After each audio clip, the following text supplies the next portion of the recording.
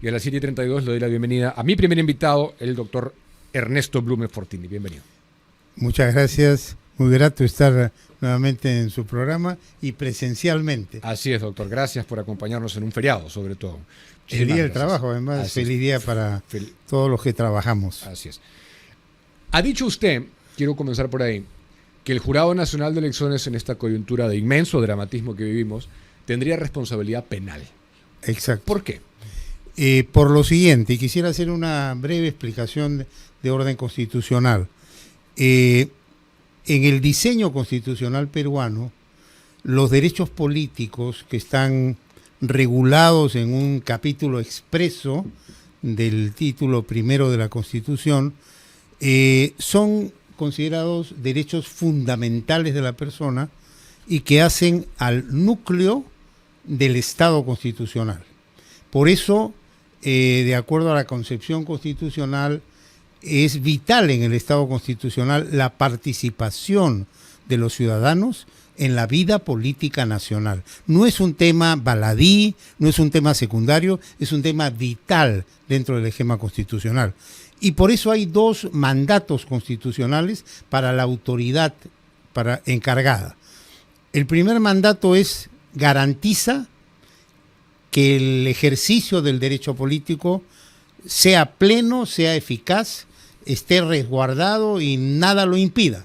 Al punto que el último párrafo del artículo 31 de la Constitución dice literalmente que es nulo y punible todo acto que limita o restringe el ejercicio de los derechos políticos. Así es. Es decir, es tan importante esta obligación que su incumplimiento está penado con nulidad y con punibilidad, es decir, sanción penal. Y por otro lado, hay otra obligación, a la par de garantizar el ejercicio del derecho, en este caso de sufragio, es la obligación del Estado de que las elecciones reflejen la voluntad del pueblo plasmada en las urnas, reflejen la verdad electoral, porque eso es el gran propósito de todos, que las elecciones, gane quien gane, reflejen lo que el pueblo decidió, lo que el pueblo expresó en las ánforas, y ahí hay pues una doble obligación del Estado. ¿Qué es lo que ha pasado? Y me quiero referir exclusivamente al tema del 12 de abril. El 12 de abril, por una negligencia punible del Estado a través de la OMPE, se impide el voto de cientos de miles de electores porque el material electoral insólitamente no llega a los centros de votación, a pesar que la autoridad es la encargada de entregarlo, conoce sus obligaciones y ese material debió estar 24 horas antes. Sin embargo, no llega 1 hora, 2 horas, 3 horas, 4 horas, 5 horas, en algunos casos a la sexta o a la séptima hora llegó. Y cientos de miles de electores fueron a votar, esperaron, soportaron esa espera, se impacientaron, reclamaron y no votaron porque no se les puede pedir más. Esperaron lo suficiente y se retiraron. Entonces ahí hay una lesión al derecho al sufragio perpetrada por la propia autoridad que debe garantizar el ejercicio del derecho al sufragio. Y hay una responsabilidad penal. ¿Cuál es esa responsabilidad penal? Para mí es una responsabilidad que irradia del artículo 31, pero tiene su reflejo en el Código Penal y específicamente en el artículo 359, inciso quinto, que regula y tipifica el delito contra el sufragio, diciendo que cuando de alguna forma se altera el resultado electoral, se comete este delito. Y el artículo 13 del Código Penal establece que hay un dolo indirecto cuando la autoridad encargada de evitar el daño lo consiente y lo fomenta o lo avala. Hasta ahí la cosa está clara, pero ¿qué ocurre respecto al Jurado Nacional de Elecciones? Que es la máxima autoridad y que debe adoptar todos los correctivos. El día 23 de abril del año en curso, el jurado celebra una sesión. Y si nosotros vemos el acta de la sesión, que tiene 14 páginas, observaremos que ahí el jurado en base a información estadística, reconoce que hay 541.000 electores afectados. Y estamos hablando específicamente afectados por el hecho de que las mesas se abrieran tardíamente. No estamos hablando de las mesas que no se abrieron y se votó al día siguiente, sino esas mesas. 541.000 electores. Uno dice hasta ahí, bueno, el jurado, como guardián de la autenticidad del voto y la garantía del voto, debe tomar una medida. Pero, oh, sorpresa, el jurado constata ese hecho y lejos de corregir y tomar una medida que tiene que ir más allá de la coyuntura, porque eso, lo que se ha presentado no está previsto en la ley. A nadie se le iba a ocurrir que el propio Estado sea el infractor del derecho político. No solamente consiente y convalida eso, sino dice es inviable cualquier salida. Conceder las complementarias. Así es. Llámese complementario, llámese alguna medida que ha podido ser, reábrase esas mesas tal día para que voten los que fueron temprano y no pudieron esperar. Eso lo ha podido hacer y no se caía el mundo. Pero sin embargo dice, no, es inviable.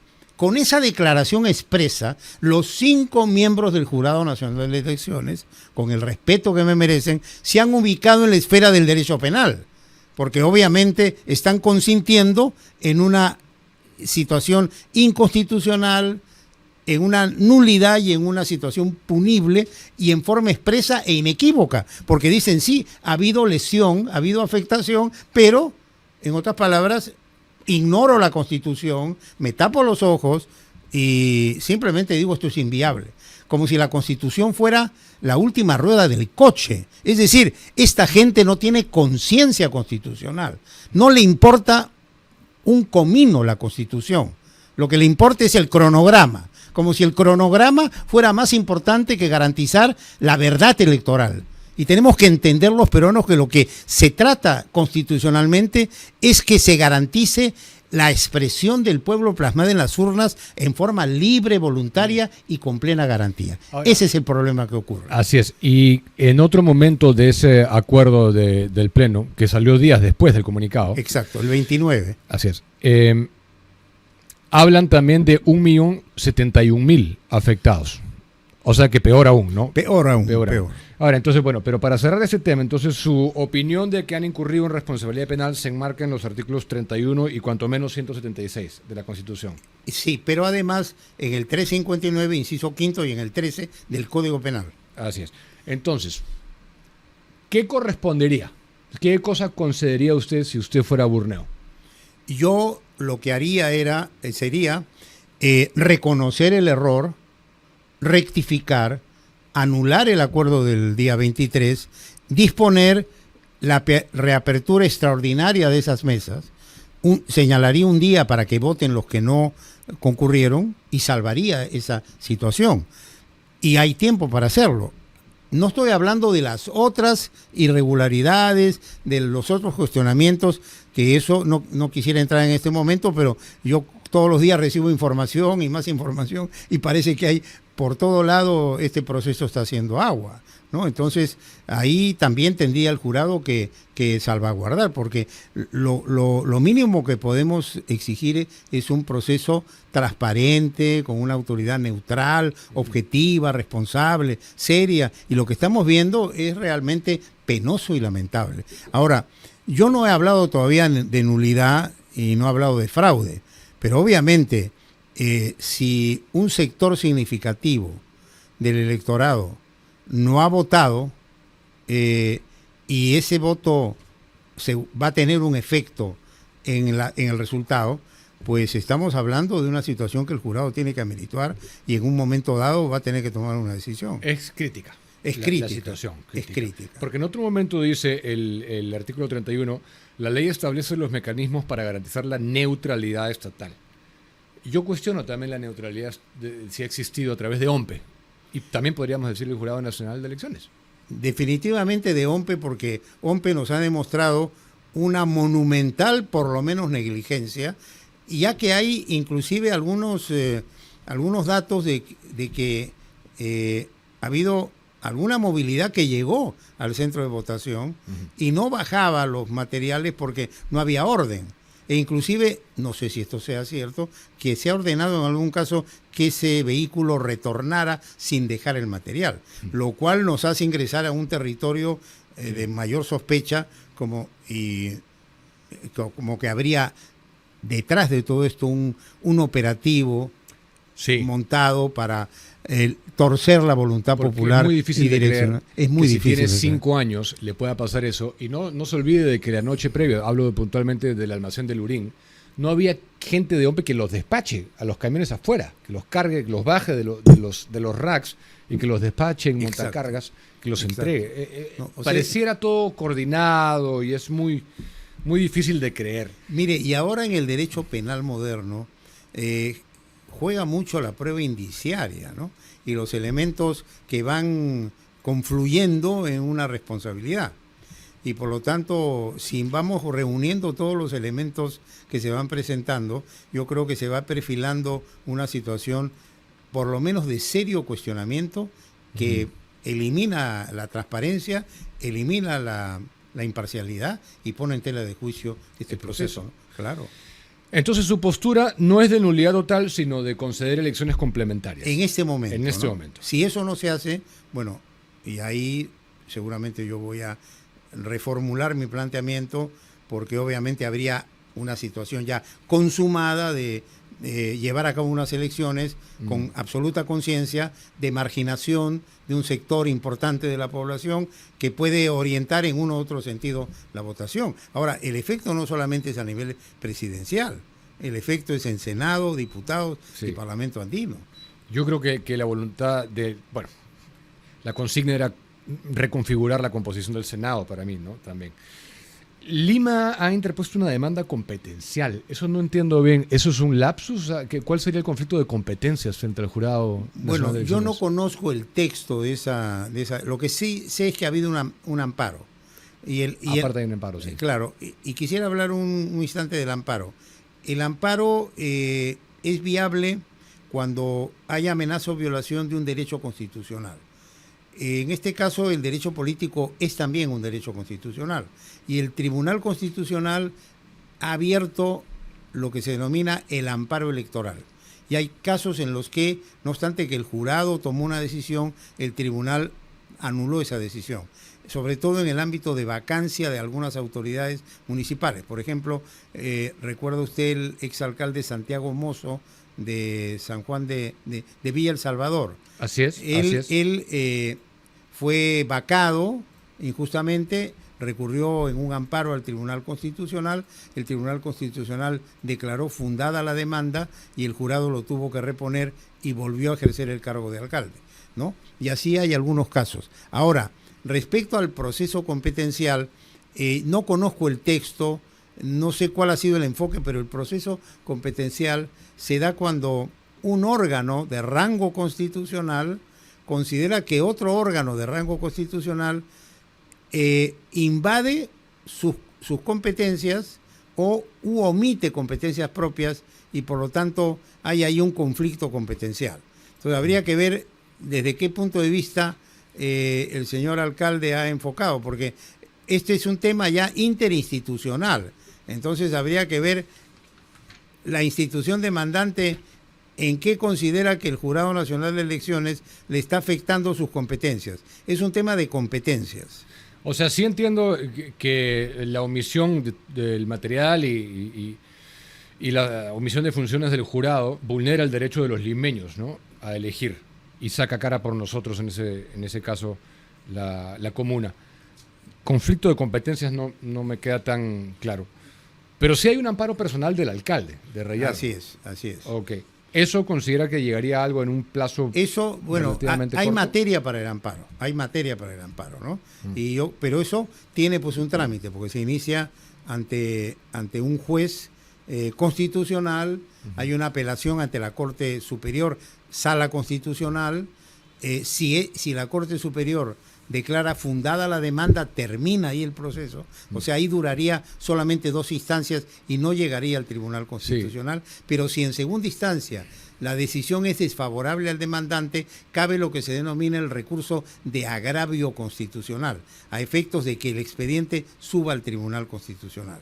Entonces, puede, si es que el Poder Judicial le da prioridad a ese amparo, puede rápidamente solucionarse, porque en el amparo se presenta la demanda, el juez la admite y señala fecha para una audiencia única en donde van las partes y ahí puede resolver.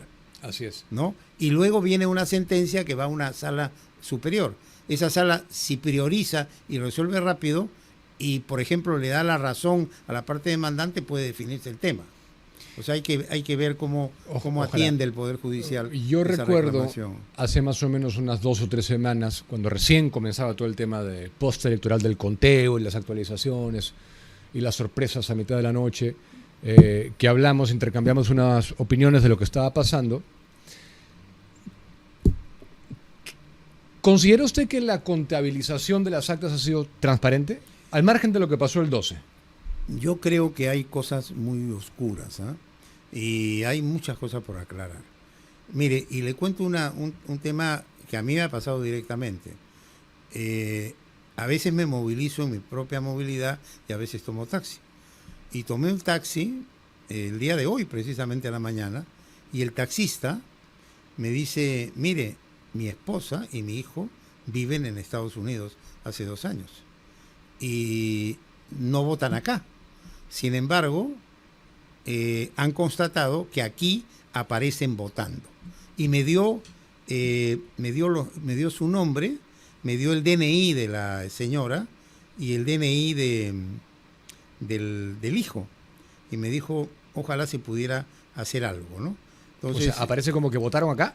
O sea, aparecen votando acá, sin embargo, viven hace 2 años en Estados Unidos y han reclamado. Dicen, si yo estoy acá, no he votado en Lima. ¿Por qué aparezco votando en Lima? Si usted me da un espacio, yo le voy a pasar la información. ¿La tiene ahí? Sí, pero tengo que buscar. Ok, bueno, no. Si la tiene, pásesela a Julio y Julio sí la tengo. La va a poner. Sí la tengo, pero tengo que ubicarla porque tengo el número. Ok, o si quiere nos las pasa luego. El WhatsApp lo tengo por número de celular y no por el nombre. Perfecto. Pero me dio todos los datos. O sea, me dio el nombre de la señora, me dio el DNI de la señora, el nombre del hijo, el DNI, y dijo, sin embargo, aparecemos votando en Surco. Pero eso refuerza justamente ese ejemplo que le está dando, refuerza mi suspicacia para formularle esta pregunta. Yo creo que no hay transparencia en cómo se han procesado las actas, lamentablemente. Definitivamente no hay transparencia. No hay transparencia además porque el propio Jurado Nacional de Elecciones está denunciando al jefe de la OMPE. O sea, esto indiscutiblemente es un proceso preñado de irregularidades y de cuestionamientos. Sí. Está empañado, está enturbiado. Eso es evidente. Entonces, de ahí me da pie a mi siguiente pregunta. ¿Considera que quienes resulten proclamados deberían aceptar la proclamación del jurado? Bueno, esa es una decisión que tienen que tomar ellos. No, desde luego. Pero yo sería partidario de que en aras de la verdad electoral, frente a todas estas situaciones, se sumen los partidos y los candidatos a un reclamo al Jurado Nacional de Elecciones para que aclare todos estos cuestionamientos y si no hay posibilidad de aclararlos, pues que se llegue a anular y a volver a empezar. Pues eso es lo correcto. O sea, no podemos saltar la responsabilidad constitucional del jurado. El jurado está obligado por mandato constitucional. Garantiza el ejercicio del derecho y garantiza el resultado. Y si no lo puede hacer, pues hay que hacer las cosas de nuevo. Porque todo el mundo habla de gobernabilidad, ¿no? Tenemos que darle gobernabilidad al país. Pero gane quien gane, digamos que pasa Sánchez con Keiko Fujimori, y gana o Keiko Fujimori y le incendian el país los otros, y viceversa, ¿no? Exacto. Esto es una receta para que se incendie el país, y bastante pronto.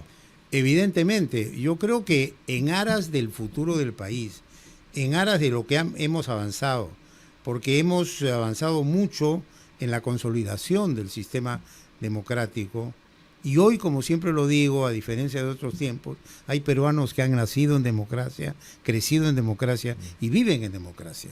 y el sistema constitucional está funcionando con algunos traspiés, pero está funcionando. Entonces seamos conscientes, pero no nos manejemos con un proceso electoral preñado de cuestionamientos. Mire, acá encontré el dato que le estaba ofreciendo. Este señor me dice, mi esposa es Tania Fanny Garcés Farfán, DNI 096 35774. Radica en Estados Unidos hace 2 años y mi hijo Sergio Renato El Covarrubia Garcés, DNI 70 63 49 31, también radica en Estados Unidos hace 2 años.